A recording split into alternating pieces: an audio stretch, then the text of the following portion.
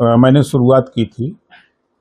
By election वहाँ 5 सीटों का था, 4 सीटों का, तो 2 सीट जदयू को मिली थी, 2 सीट बीजेपी को। संजोग से हमने प्रत्याशी जहाँ खड़ा किया था, तरारी और रामगढ़, ये दोनों सीटें बीजेपी को ही मिल गई थी। तो वहाँ के प्रदीप जायसवाल जी प्रदेश अध्यक्ष थे, पहले उनका फोन आया कि सीटियाँ हम लोग हार जाएंगे, आप लड़ेंगे, गठबंधन है। हम के तो यूपी में गठबंधन है, बिहार में तो है नहीं। लोकसभा में 1 सीट मांगते रहे, आप लोग दिए नहीं। फिर नेतृत्व के सामने बात रखी गई कि भाई अगर सीट नहीं दे रहे हैं तो 3-4 नेताओं को हमारे एडजस्ट कर दीजिए, निगम के अध्यक्ष और उपाध्यक्ष बना करके। उसको भी आप लोगों ने नहीं किया। तो फिर बताइए गठबंधन किस बात का रह गया है बिहार में।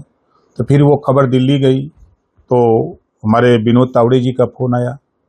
उन्होंने जब बताया तो हमने बताया कि लोकसभा में ये बातें हुई थी, उसके बाद कुछ हुआ नहीं। तो फिर गठबंधन किस बात का। फिर नड्डा जी के यहाँ बात गई, फिर अमित शाह जी के यहाँ बात गई, तो फिर फोन आते रहे, बातचीत होती रही। तो हमने कहा कि भाई हम तो वहाँ तैयारी किए हैं, अब हमारी बेइज्जती हो रही है, हम खाली बार बार समर्थन करेंगे तो अच्छा नहीं है। तो उन्होंने कहा कि नहीं, इस बार होगा तो निश्चित निगम में हम आपके लोगों को एडजस्ट करेंगे। तो दुर्भाग्य से अभी तक हुआ नहीं है। उम्मीद जगाए हुए हैं। और रही आगामी चुनाव की विधानसभा के, तो निश्चित है कि चुनाव तो पार्टी लड़ेगी, चाहे एनडीए गठबंधन में रह के लड़े, सीट देंगे तो लड़ेंगे, या नहीं तो अकेले भी लड़ सकते हैं। मतलब सुभाषपा बिहार में अकेले भी चुनाव लड़ेगी, लेकिन लड़ेगी। कितने सीट पर माना जाए? देखिए, हम वहाँ 156 सीटों पर काम करते हैं, पार्टी का जनरल वे पर। हम 29 सीटों पर ग्रास रूट पे संगठन को तैयार किए हैं। अगर बूथ पर वोट डलवाना है तो हमारा बूथ अध्यक्ष मिल जाएगा, हमारा पोलिंग एजेंट मिल जाएगा, गांव से वोट निकाल करके बूथ पर पहुंचाने वाला मिल जाएगा। जहां 350, 350, 400 बूथ हैं, उन बूथों तक हम जा पहुंचे 29 सीटों पर। तो उन सीटों पर हमारा खुद का वोट 1 लाख, 1.25 लाख, 1.5 लाख तक हम लोगों ने तैयार कर लिया है। वो वोटर मन बनाए हुए हैं कि हम लोग छड़ी पर वोट देंगे भाई इस बार। तो इस नाते हमको कितना परसेंट वोट है सर आपके हिसाब से? देखिए, जैसे यूपी में अगर हम बात करें तो यूपी में हम सरकारी आंकड़े में प्रदेश में तो 2.6% है। लेकिन अगर आप अलग अलग विधानसभाओं में देखेंगे, हमारी आबादी ज्यादातर पूर्वांचल में, तो पूर्वांचल में हम 12%, 16%, 18%, 20%, 22% तक है। लेकिन जब प्रदेश का आंकड़ा आता है तो हम घट के चले जाते हैं नीचे। तो बिहार में भी वही स्थिति है।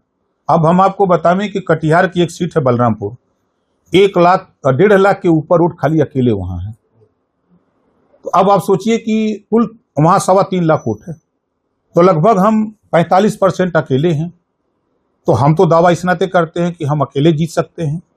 हम अगर सीवान की रामनगर की सीट की बात करें तो जहूराबाद, जखनिया की तरह वोट वहां अकेले हैं। इस तरह की सीटें हमारी वहां 29 सीटें हमने चिन्हित की है। मतलब ये तय है कि इस बार बिहार का चुनाव सुभाषपा लड़ेगी मजबूती। एनडीए गठबंधन प्रयास है कि वहां हम लोग मिलकर लड़ेंगे।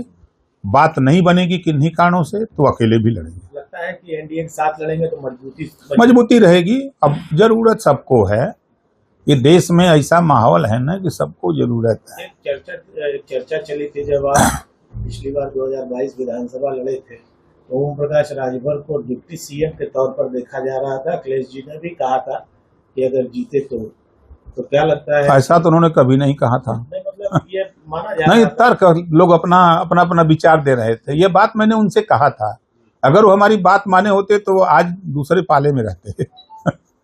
तो क्या लगता है कि बिहार वाले मुद्दे पर भी ये बात बन सकती है यूपी में, डिप्टी सीएम वाली बात? नहीं, ऐसा कुछ नहीं है, ऐसा कुछ नहीं है। बिहार से यहाँ से कोई मतलब नहीं है। देखिए, आपको बता दें कि आप लोगों के सहयोग से पूरे देश में हम लोग शुरू किए, तब लोग मजाक समझते थे। लेकिन आज भारतीय समाज पार्टी को उत्तर प्रदेश में अगर आप देखेंगे तो भारतीय जनता पार्टी, बसपा, सपा, उसके बाद सुभाषपा को हम खड़ा करने में लगे हैं प्रदेश में, कि इसको हम बसपा को भी पीट के आगे जाए। रिजल्ट में तो पीट दिए हैं, बसपा 1 है, हम 6 हैं, उसमें तो हम तीसरे नंबर पर हैं।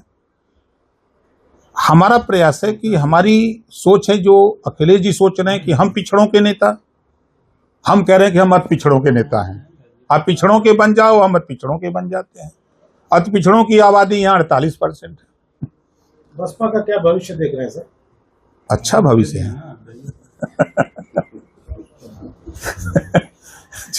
4 बार पार्टी सत्ता में रही है। आज भी गाजीपुर में बसपा किसी से समझौता कर ले आज के तारीख में, तो अगर सरकारी आंकड़ा देखें तो पिछले चुनाव में 9.5% वोट उसका है। तो किसी के पलड़े पर वोट बैठेगा तो खतरा पैदा करेगा।